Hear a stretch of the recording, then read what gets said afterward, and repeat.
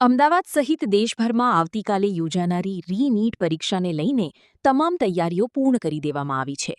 પરીક્ષા પૂર્વે આજે દેશભરના તમામ પરીક્ષા કેન્દ્રો પર મોક ડ્રીલ યોજવામાં આવી હતી, જેમાં પ્રશ્નપત્ર અને અન્ય પરીક્ષા સામગ્રીને સુરક્ષિત રીતે કેન્દ્રો સુધી પહોંચાડવા અને પરત લાવવાની પ્રક્રિયાનું પરીક્ષણ કરવામાં આવ્યું.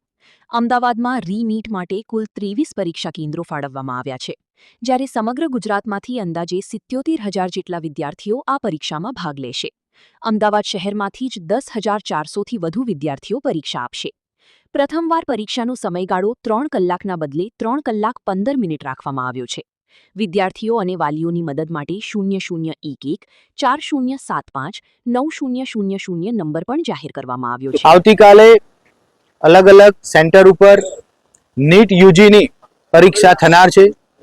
21 જૂન 2026 ના રોજ અમદાવાદમાં 23 સેન્ટર ઉપર આ નીટ યુજીની પરીક્ષા લેનાર છે.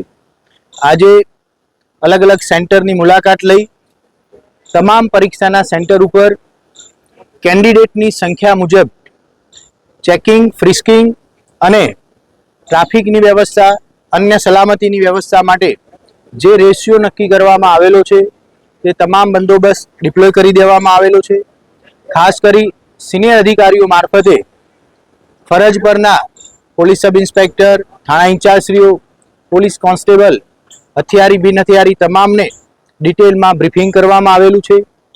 પરીક્ષા આપવા આવનાર વિદ્યાર્થીઓ અને સાથે આવનાર માતા પિતા અને વાલીઓને કોઈપણ પ્રકારની પાર્કિંગ, ટ્રાફિકની અવ્યવસ્થા ન સર્જાય તે માટે ટ્રાફિક બ્રાન્ચ તરફથી પણ પૂરતી વ્યવસ્થા કરવામાં આવેલી છે. આમ તમામ વ્યવસ્થાનું આજે એક અવલોકન કરવામાં આવ્યું. પોલીસના અધિકારી અને કર્મચારીઓને બ્રીફિંગ કરી કાલે ખૂબ સારી રીતે ફ્રિસ્કિંગ થાય અને શાંતિપૂર્વક નીટ યુજીની પરીક્ષા તમામ સેન્ટર ઉપર પૂર્ણ થાય તે માટે અમદાવાદ શહેર પોલીસ તમામ રીતે સજ્જ છે. આવતીકાલે સેન્ટરની આજુબાજુ જ્યાં પાર્કિંગની વ્યવસ્થા છે અથવા તો કેન્ડિડેટને આવવામાં વચ્ચે ક્યાંય ટ્રાફિક ન થાય એ મુજબની વ્યવસ્થાનું અવલોકન કરવા માટે અલગ અલગ જગ્યાએ ડ્રોન મારફતે પણ વિડીયો શૂટિંગ કરવામાં આવનાર છે. અમદાવાદમાં 23 સેન્ટર ઉપર આવતીકાલે આ પરીક્ષા થનાર છે. 10,000 ऐसे ही अन्य खबरों के लिए चैनल को सब्सक्राइब कीजिए.